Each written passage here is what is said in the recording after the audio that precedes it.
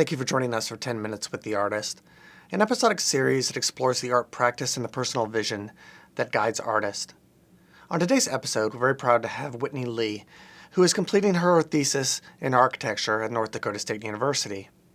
We invited her here today to speak about her research, as well as the creation of artifacts in preparation for her defense. Whitney's work considers the current methods and impersonal spaces that make up educational architecture.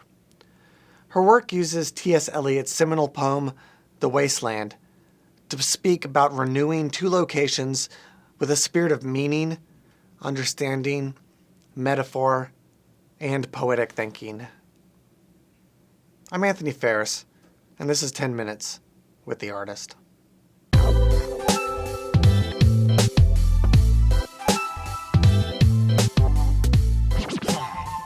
Thank you for joining us today, Whitney, for 10 Minutes with the Artist. So your approach to education is modern, but I don't know if it's contemporary, because when I think about contemporary, I think about technology. Do you think that your approach to education is contemporary? I wouldn't say it's contemporary. I would almost say it's more historical and maybe radical in a way, because it's less about technology and more about getting back to how we used to learn, like through books and language. Okay, can you elaborate a little bit on that? Because I think that when we're interacting with materials these days, oftentimes we're interacting with with an object that has all the information available and everything's very easy to find. So what's radical about a book? It's sometimes, a lot of the time, it's something that's not as easy to find. It's what you can find inside a book when you don't have all the answers there present in front of you, and it's something that you have to imagine for yourself through the language and what the author is trying to help you imagine in your own head. So do you think that technology doesn't have sort of metaphor poetics allowance to reflect? I think that it definitely can, but it's about how we use it, and in the ways that we use technology a lot of the times today is for the most efficient purposes and not so much for those metaphors and poetics that it could be used for. So you're thinking about two structures that are in Detroit and Boston, is that correct? Yep. One thing that I worry about a lot with architecture is that oftentimes you'll see architecture that you recognize as being a part of a commercial item, sort of like McDonald's or Walmart. You know how to navigate that. So how does the architecture that you're thinking about actually represent the place? So in Boston, the library there is going to be based on the work of T.S. Eliot, who's a prominent poet, and they have a longstanding literary tradition in Boston. And so this building there is going to actually be sealed off from the front, and it's going to be somewhere you have to go around the back to enter, and it's kind of like entering into the inaccessibility of the wasteland, because the wasteland can be interpreted in any way, and there's no one way for it to be interpreted. So it's kind of like something that's hidden from every day, and that's how it will sit in the site in Boston.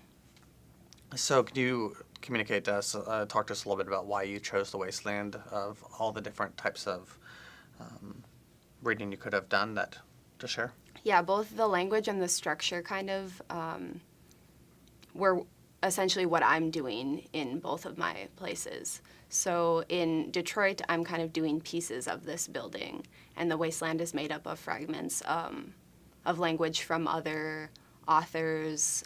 He references pieces of art, history, and it's all these fragments kind of coming together, and that's what my entire project is. It's about the imagination, the fragments you get from reading a book. So the wasteland itself is almost kind of like a library. There are so many references in it. So education is traditionally cumulative, but the experience of your reading is not necessarily cumulative in the way that you would expect. People are reading at different times. Some things are being lost. Some things are being overlapped. You can hear certain things, you cannot. So how does that fit with the metaphor of your artifact and your architecture? So the language is constantly being cycled and books are constantly being cycled. So when something leaves and comes back, it's kind of just contributing to the larger network of language and knowledge in the world. Can you expand on that just a little bit? I mean, because I don't know if I understand how that sort of works with teaching. I think that maybe education, like being educated, it might, but how does that work for a teacher? So my project is kind of like, in this point, it being a theoretical project, it's more of like a supplement and not so much as the education system concerning teachers. So I guess just going on that, it would be kind of an alternative. It's not necessarily a replacement for education right now, but just kind of to start the conversation and to be present as a challenge to what we consider to be education today. Okay.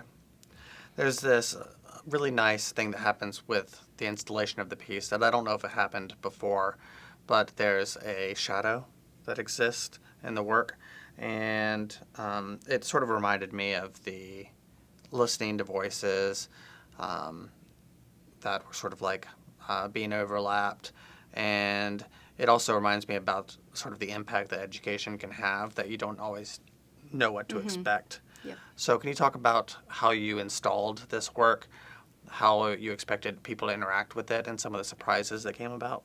So the shadows were definitely a surprise. I connected the sheets of paper with a small space in between each one just to kind of put them as an individual but as a collective, which is what happens when we're reading the poem out loud. You're an individual but also a part of a collective. And the shadow to me was kind of almost like an echo. So it created its own extra layer of space behind the sheets. And the way I wanted people to interact with it is both to feel the atmospheric space that is created by the sound of the voices, and then also to create a physical space in between the three sheets. And then the shadows just added another layer on top of that, which was really nice. Okay. At the end of our discussion, we'd like to ask a few questions about your personal practice, if that's okay? Sure. Do you accept? I accept. Okay. What time of the day do you feel like you're most creative? I'm a morning person. I like to show up before anyone else is there. Yeah. Okay. Not an all-nighter person. Yeah. No, I like to go to sleep. What do you think the morning does for you? It's just, I feel fresh. And I like when it's still dark out and no one else is awake yet. Yeah. Take pride in being awake before everyone else. Yeah, okay.